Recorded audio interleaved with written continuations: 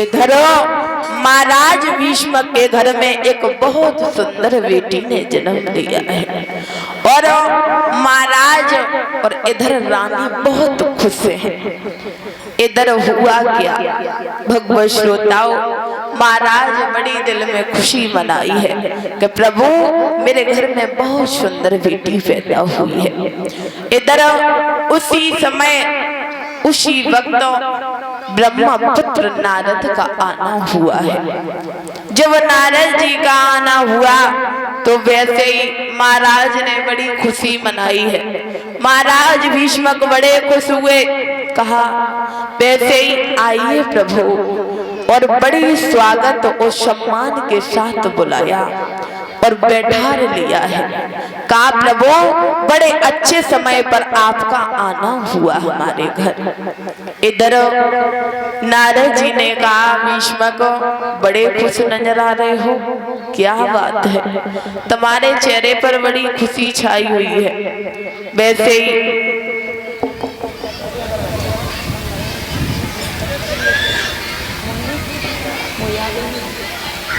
और जैसे ही कहा उसी समय नारद जी ने कहा भीष्म को बड़े खुश नजर आ रहे हो, क्या बात है, हमें भी बताइए।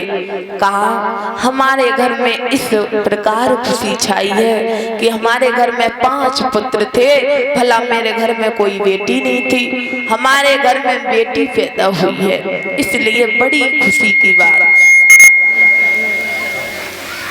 और दूसरी बात कि आपका बड़े अच्छे समय पर आना हुआ है।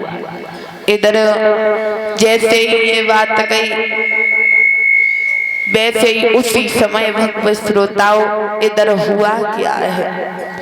वैसे ही भीष्मक ने कहा हमें ये बताइए भगवान कि हमारी बेटी आप आए तो वो बहुत अच्छे समय पर, लेकिन हमारी बेटी का नामकरण संस्कार कर दो। जैसे ही ये बात कही वैसे ही इधर महाराज भीष्मक ने जब बात कही तो नारद जी ने कहा बुलाइए। तो उसी समय मैया बेटी को लेकर के सामने आ जाती। जैसे ही नारद जी के सामने आए तो नारद जी ने देखा और वैसे ही भीष्मक से कहा महाराज तुम्हारी बेटी की तो बहुत अच्छी किस्मत है, बड़ा अच्छा इसका भाग्य है, क्योंकि इस आपकी बेटी का नाम रुक्मिणी है, आपकी बेटी का नाम रुक्मिणी है। तो उसी समय जैसे ही रुक्मिणी नाम सुना वैसे ही महाराज ने कहा प्रभु हमें एक बात और बता दीजिए।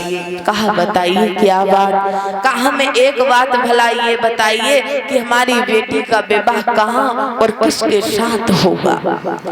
जैसे ही ये बात कही वैसे ही नारद जी ने कहा अगर ये भी पूछना चाहते हो तो फिर भी कभी मौका लगेगा, फिर कभी आए। कहा नहीं नहीं महाराज अभी बताइए। जैसे ही ये बात कही नारद जी ने कहा अगर यही पूछना चाहती हो तो सुनिए, आपकी बेटी का विवाह द्वारकाधीश भगवान कन्हैया के साथ में होगा जो नंद बाबा के पुत्र हैं।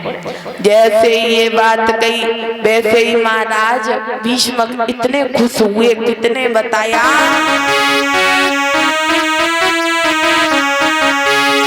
कि अरे खुशबंदी छाई गई मन में।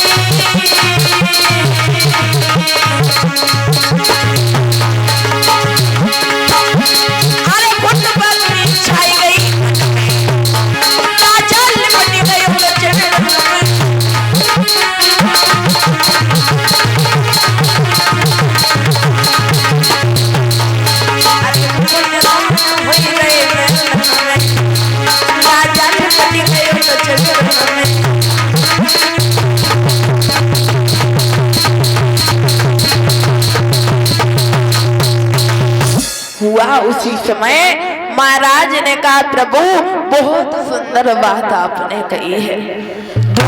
द्वारकाधीश कन्हैया भगवान कन्हैया